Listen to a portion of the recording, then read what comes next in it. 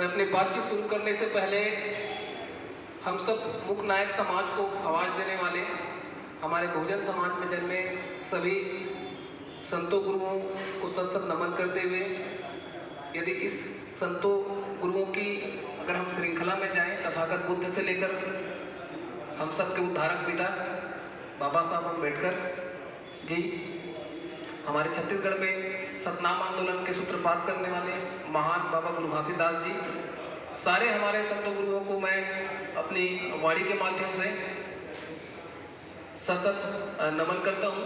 और इसके साथ ही आज के कार्यक्रम के आयोजक मंडल हमारे आदरणीय तांडेकर सर, हमारे प्रोफेसर रात्रे साहब, हमारे आदरणीय सुखदेवी सर, मेरे मित्र नीलेश राम टेके जी, आदरणीय हमारे लेखराम मात्रा साहब, चंद्रवंशी जी, तमाम आयोजक मंडल का मैं धन्यवाद ज्ञापित करता हूँ कि आप लोग मुझे सुनने के लिए यहाँ आमंत्रित किए। और मैं बहुत ही हृदय से आभारी हूँ आदरणीय अनोखे साहब का। मैं काफ़ी सम्मान करता हूँ, हमारे बीच बैठे हुए हैं आदरणीय अनोखे साहब का भी मैं धन्यवाद ज्ञापित करता हूं कि उन्होंने समय निकालकर आज के कार्यक्रम में शरीक हुए। हम लोग सोशल मीडिया के माध्यम से जुड़े हुए हैं और काफ़ी प्रखर विचार रहता है आदरणीय हमारे अनोखे साहब का। तो बगैर देरी के मैं अपनी बातचीत शुरू करता हूँ। साथीगण, मैं कोई बहुत बड़ा जानकार नहीं हूँ अपने समाज का, बस एक छोटी सी जिज्ञासा है खास करके संवैधानिक मसलों को लेकर, और अपनी जिज्ञासा को शांत करने का प्रयास करता हूं। मेरी जो बातचीत रहती है संविधान, सुप्रीम कोर्ट एवं सामाजिक न्याय के बीच हमारी स्थिति क्या होनी चाहिए, इस पर रहती है। बाबा साहब कहते थे बगैर समुचित ज्ञान के हार निश्चित है। और जैसा आदरणीय हमारे सुखदेव सर ने बताया कि हम संविधान आरक्षण की बात तो करते हैं, लेकिन उनकी जो तकनीकी पहलू हैं उस पर ज़्यादा ध्यान नहीं देते। और जैसा हम एक पिटीशन लेकर वकील के पास चले जाते हैं तो उनको जो लगता है वो रिट दायर कर देता है, क्या आर्गुमेंट करने चाहिए ये हमको पता नहीं रहता। तो हमारे एक संरक्षक आदरणीय नरेंद्र साहब हैं, कमांडेंट हैं, छत्तीसगढ़ में थे, अभी अमृतसर चले गए हैं।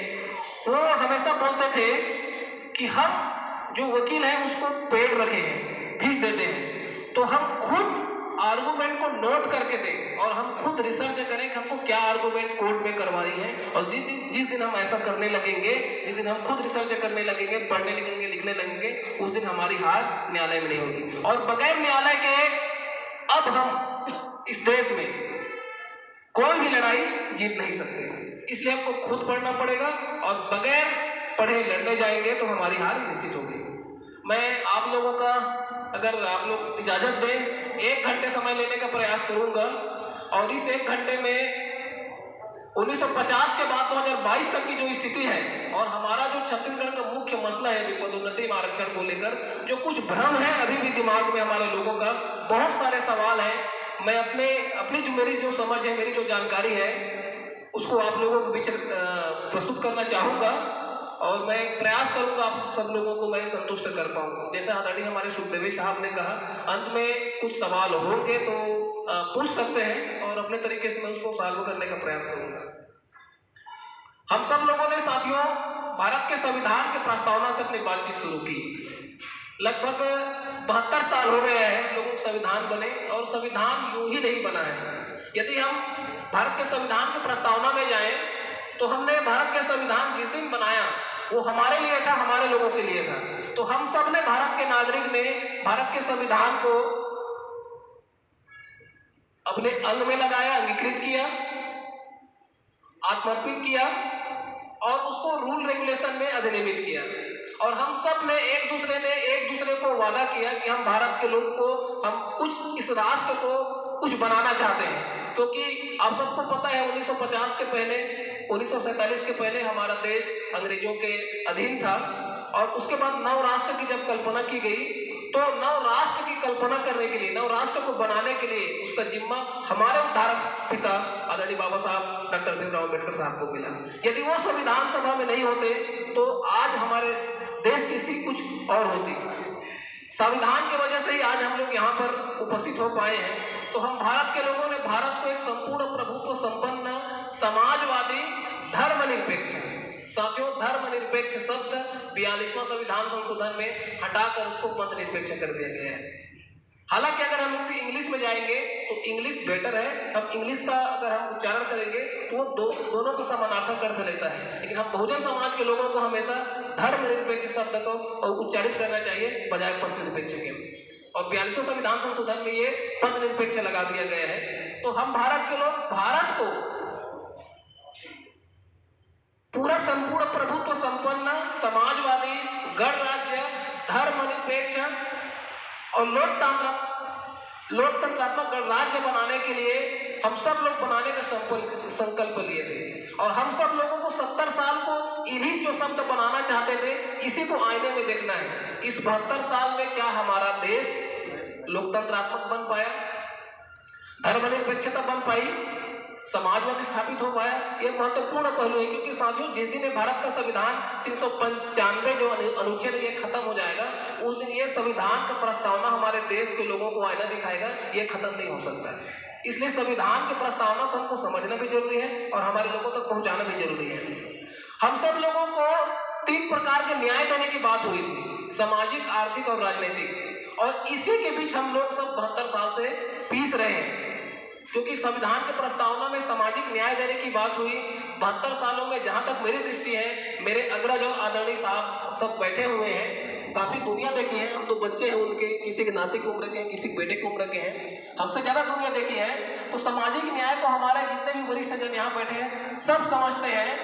राजनीतिक न्याय हमको पूरा मिल गया 1950 में, क्योंकि राजनीतिक न्याय जैसा बाबा साहब चाहते थे वैसा तो नहीं मिला। जैसा आदरणीय हमारे सुखदेव साहब ने कहा, आप सब लोगों को पता है कि बाबा साहब अम्बेडकर ने कितनी मेहनत से हम लोगों के लिए सामाजिक न्याय दिलाने के लिए राजनीतिक न्याय को प्रमुखता से स्थान दिया था। और सबसे पहले साउथ पूर्व कमेटी के समक्ष अपना प्रस्ताव पेश किया था। और 1901 में संवैधानिक सुधार आयोग के तहत कुछ रिप्रेजेंटेशन हमारे लोगों को देना शुरू किया।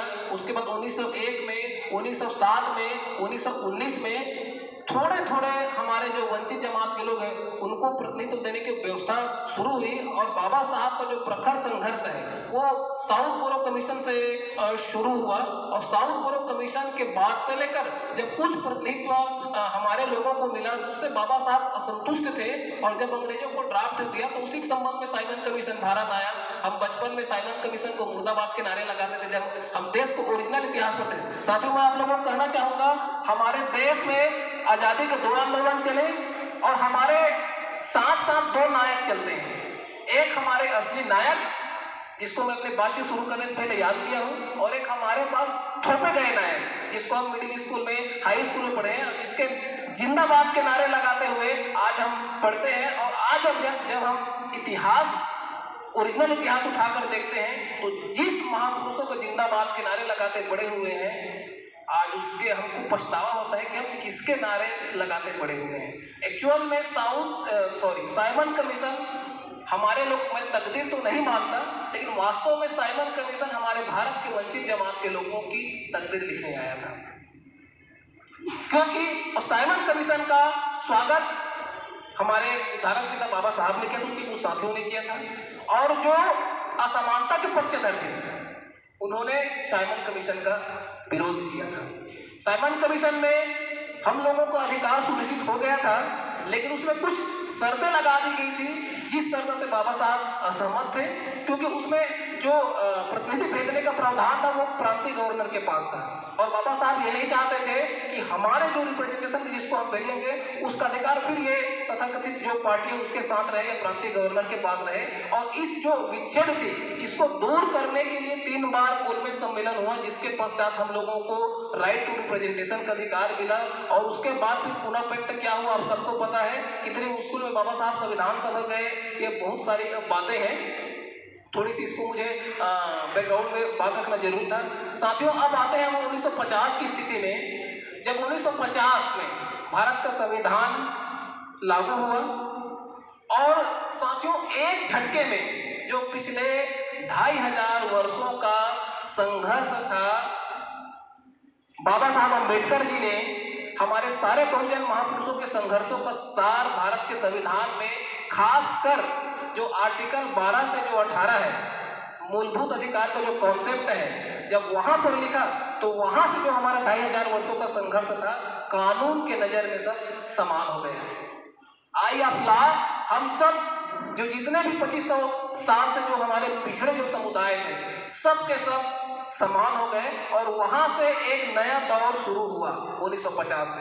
अब देखिए साथियों, मुख्य संघर्ष हमारा जो आज हम पदोन्नति में आरक्षण की जो बात कह रहे हैं, ये आज की समस्या नहीं है, ये 1951 से शुरू हुई है। जब मूलभूत अधिकार में हम संविधान के पुस्तक को पढ़ते हैं, मैं इस पर थोड़ी सी और एक बात कहना चाहूंगा। मैं देखता हूं कि 26 नवंबर को जब हम संविधान दिवस मनाते हैं तो हमारे बहुजन समाज के लोग संविधान की पुस्तक रखते हैं और उस संविधान के पुस्तक में कैंडल जलाते हैं, फूल चढ़ाते हैं, जबकि संविधान पूजने की वस्तु नहीं है, पढ़ने की वस्तु है।